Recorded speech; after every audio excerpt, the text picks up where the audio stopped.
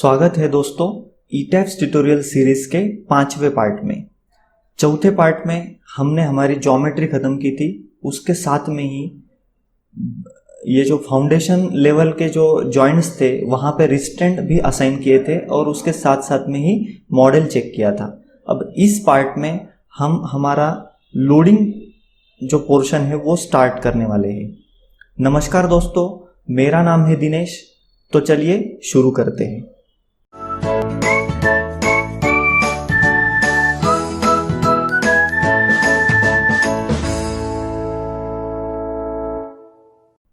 ईटैप्स में generally loading part 4 हिस्सों में बंटता है। पहले तो लोड पैटर्न्स हमें डिफाइन करने पड़ते हैं। उसके बाद में जो डिफाइन किए हुए लोड पैटर्न्स है वो लोड केसेस में चेक करने पड़ते हैं और लोड केसेस में उसके साथ साथ में कुछ और कुछ केसेस ऐड करनी हो तो वो भी ऐड करनी पड़ती है। उसके साथ में लोड कॉम्बिनेशंस हमें डिफाइन करने पड़ते हैं और उसके बाद फिर लास्ट स्टेप, चौथी स्टेप होती है सुपर इम्पोज डेड लोड और लाइव लोड एक्चुअल स्ट्रक्चर पे असाइन करना। लैटरल लोड्स जो होते हैं वो अपने आप में ही ईटैप सॉफ्टवेयर असाइन करता है। तो चलिए लोडिंग का पहला पार्ट लोड पैटर्न हम देख लेते हैं। उसके लिए डिफाइन में जाना है और यहाँ पे लोड पैटर्न्स दिया हुआ है। लोड पैटर्न्स में जनरली डेड लोड और लाइव लोड पैटर्न्स उन्होंने इनबिल्ट यहाँ पे डिफाइन करके रखे हैं। उसमें से डेड लोड जो है वो डेड लोड यहाँ पे उन्होंने स्ट्रक्चर का जो डेड लोड है उन्होंने अपने आप से असाइन भी करके रखा है यहाँ पे, इसलिए उन्होंने सेल्फ वेट मल्टीप्लायर 1 यहाँ पे दिया है और लाइव लोड पैटर्न्स उन्होंने असाइन करके रखा है। यहाँ पे जो लोड ऐड करना है उसका नाम यहाँ पे देना है। तो उसमें सबसे पहले हम हमारा अर्थक्वेक लोड यहाँ पे डिफाइन करने वाले हैं। अर्थक्वेक लोड के लिए EL X along the X axis और यहाँ पे टाइप सिलेक्ट करना है सिस्मिक। यहाँ पे जो अर्थक्वेक लोड का हमारा इंडियन कोड है IS 1893-2002, लेटेस्ट वर्जन में 2016 भी यहाँ पे दिया हुआ है ईटैप्स 2018 वर्जन में, तो वो भी आप सिलेक्ट कर सकते हैं। यहाँ पे ये मैंने सिलेक्ट कर लिया है और ऐड न्यू लोड के ऊपर क्लिक कर दिया है। वैसे ही सेम हमें y डायरेक्शन में सेम असाइन डिफाइन करना है, तो ये मैंने डिफाइन कर लिया है। उसके बाद अभी हमें wind load along the x axis यहाँ पे डिफाइन करना है। तो उसके लिए यहाँ पे मैंने विंड सिलेक्ट करना है और उसका IS कोड है इंडियन IS 875 पार्ट 3 2015 और यहाँ पे 1987 का भी पार्ट दिया गया है। उसमें से आप कोई भी सिलेक्ट कर सकते हैं। लेटेस्ट वर्जन मैं फिलहाल कर रहा हूँ यहाँ पे, और मैं यहाँ पे L कैपिटल कर लेता हूँ, WLX, ठीक है। और यहाँ पे मैंने ऐड न्यू लोड कर दिया है। वैसे ही same along the Y axis add new load. तो इस तरह से अभी हमारे 6 लोड पैटर्न्स यहाँ पे डिफाइन हो गए हैं। अब हम ये अर्थक्वेक लोड और विंड लोड ये एडिट करेंगे, यानी कि मॉडिफाई करेंगे। उसके लिए मॉडिफाई लैटरल लोड्स, यहाँ पे अलोंग द एक्स एक्सिस ये है पैटर्न, इसके लिए वाई एक्सिस वाले अनटिक कर देने हैं ऑप्शन। एक्सेंट्रिक रेशो 0.05 रखना है और यहाँ पे स्टोरी रेंज, अर्थक्वेक की जो रेंज है वो बेस लेवल से टॉप लेवल तक होती है, इसलिए वो रखना है। रिस्पॉन्स रिडक्शन फैक्टर 5 रखना है। उसके बाद यहाँ पे सिस्मिक जोन दिए गए हैं IS 1893 में, तो उसके अनुसार हमने वो seismic zone as per our city, अभी यहाँ पे फिलहाल नासिक सिटी जोन 3 में है, तो इसलिए मैं 0.16 यहाँ पे डाल रहा हूँ। साइट टाइप मेरा है 2 और इम्पोर्टेंस फैक्टर 1। यहाँ पे मैं टाइम पीरियड प्रोग्राम कैलकुलेटर रखने वाला हूँ। यहाँ पे हम यूजर डिफाइन भी कर सकते हैं एज पर IS 1893। हम यहाँ पे वो टाइम पीरियड हमारा यहाँ पे सेट कर सकते हैं। फिलहाल मैं अभी प्रोग्राम कैलकुलेटेड ही रखता हूँ यहाँ। उसके बाद ओके के ऊपर क्लिक कर देना है। वैसे ही अलोंग द Y डायरेक्शन हमें करना है। तो यहाँ पे ये ओके। अब उसके बाद विंड लोड मॉडिफाई करना है। उसके लिए यहाँ पे दो ऑप्शन आएंगे, exposure from extent of diaphragm, exposure from shell objects. तो यहाँ पे हमने डायाफ्राम डिफाइन किया है, इसलिए ये ऊपर वाला ऑप्शन हमें सिलेक्ट करना है। उसके बाद यहाँ पे विंड कोएफिशिएंट, यहाँ पे बेसिक विंड स्पीड जो है हमारा नासिक सिटी 39 मीटर पर सेकंड उसका विंड स्पीड है नासिक सिटी का। आपने अपने हिसाब से जो कुछ भी आपका सिटी है एज पर IS 875 यहाँ वहाँ पे लिस्ट दी गई हुई है, name of the cities annexure A में है, तो वहाँ पे जाके आपने वो देख लेना है। टेरेन कैटेगरी वैसे ही सिलेक्ट करना है। यहाँ पे मैं टेरेन कैटेगरी 3 सिलेक्ट कर रहा हूँ। इंपॉर्टेंस फैक्टर 1, रिस्क कोएफिशिएंट और टोपोग्राफी फैक्टर यहाँ पे 1 सिलेक्ट कर रहा हूँ। एक्सपोजर हाइट, तो यहाँ पे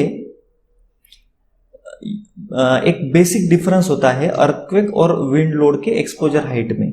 यहाँ पे बॉटम स्टोरी डिलीट करनी पड़ती है ग्राउंड लेवल से लेके, क्योंकि बॉटम स्टोरी जो है वो ग्राउंड लेवल से नीचे रहती है, तो वहां पे विंड प्रेशर अप्लाई नहीं होता है।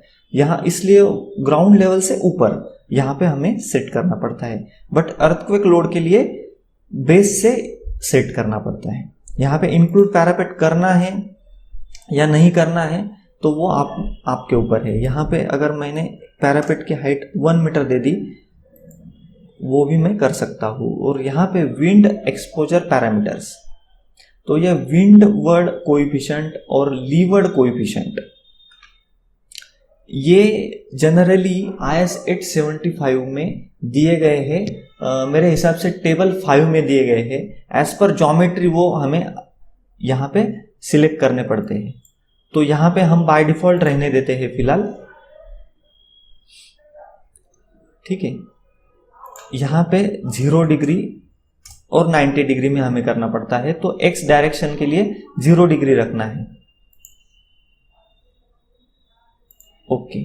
और विंड लोड y यहाँ पे मॉडिफाई में जाके 90 डिग्री रखना है हमें, ओके। यहाँ पे 39 टेरेन कैटेगरी 3 रखी है हमने। Importance factor, risk coefficient and topography factor 1 रखा है। और यहाँ पे ग्राउंड लेवल से हमें करना है। पैरापेट वॉल हमने कर ली है 1 मीटर।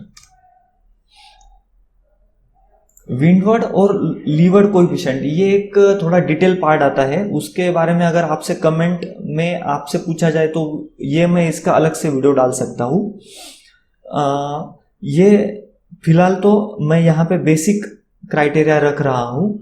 मैंने मेरे ऑनलाइन कोर्स में इसका डिटेल डिस्क्रिप्शन और जो कुछ भी डिटेल्स है कोडिंग का पूरा वो मैंने दिया हुआ है, आप वहां से भी देख सकते हैं। उसके बाद मैं ओके के ऊपर क्लिक करूंगा और यहाँ पे ओके के ऊपर क्लिक करूंगा। उसके बाद की स्टेज है लोड केसेस।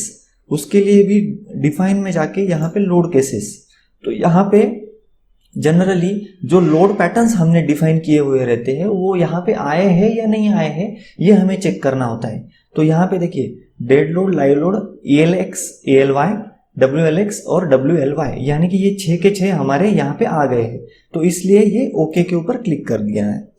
अभी उसके बाद लोड कॉम्बिनेशन, तो ये लोड कॉम्बिनेशन जो है वो भी डिफाइन में लोड केसेस के ही नीचे वाला ऑप्शन है, बट उसके लिए मैं सजेस्ट आपसे ये करूंगा, क्योंकि मैक्सिमम डिजाइनर्स का मैंने देखा है एक्चुअली, तो वो लोड कॉम्बिनेशंस पहले से ही यहाँ पे डिफाइन कर लेते हैं। मैं उनके लिए ये बता दूं कि लोड कॉम्बिनेशन ये डिजाइनिंग का पार्ट है, तो वो डिजाइन के पहले हमें यहाँ पे डिफाइन करना होता है।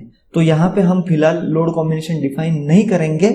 और उसके बाद वाला यानी कि लास्ट वाला पार्ट है असाइनिंग SIDL और LL। तो अभी उसमें भी कई सारे डिजाइनर क्या करते हैं वो भी मैं आपको बता दूं। यहाँ पे हमने लोड पैटर्न्स डिफाइन किए थे, तो वो क्या करते हैं, यहाँ पे SIDL नाम देके यहाँ पे सुपर डेड ऑप्शन आता है, तो वो एक अलग से वो लोड पैटर्न लेते हैं।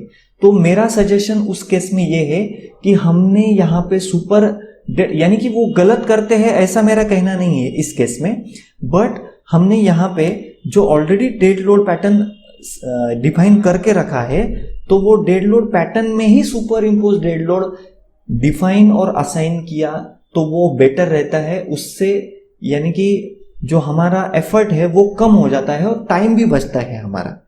ठीक है, तो वो कैसे बचता है वो मैं आगे चल के बताने ही वाला हूं। फिलहाल मैं यहां पे कैंसिल कर देता हूं। अभी हमें क्या करना है, हमने अभी देखो यहां पे लोड पैटर्न्स में जो लैटरल लोड्स होते हैं वो तो यहां पे हमने डिफाइन कर लिए और असाइनिंग का काम वो खुद सॉफ्टवेयर करेगा। बट हमें यहां पे सुपर इम्पोज डेड लोड और लाइव लोड ये हमें एक्चुअल स्ट्रक्चर के ऊपर असाइन करना है, यानी कि लाइव लोड स्लैब के ऊपर असाइन करना है और कुछ super impose dead load slab के ऊपर और कुछ उनके कंसर्न बीम्स के ऊपर हमें यहाँ पे डालना है। नेक्स्ट वीडियो में मैं वो पार्ट आपका लेने वाला हूँ। तो दोस्तों इस वीडियो ट्यूटोरियल सीरीज़ के लिए हमने रखा है आपके लिए एक सरप्राइजिंग गिफ्ट, और उसके डिटेल्स जानने के लिए इस सीरीज़ का पार्ट 1 ज़रूर देखिए। उस पार्ट की लिंक मैंने डिस्क्रिप्शन बॉक्स में दे के रखी है, तो वो ज़रूर देखिए और हमारे इस गिफ्ट का आप लाभ उठाइए। Thank you.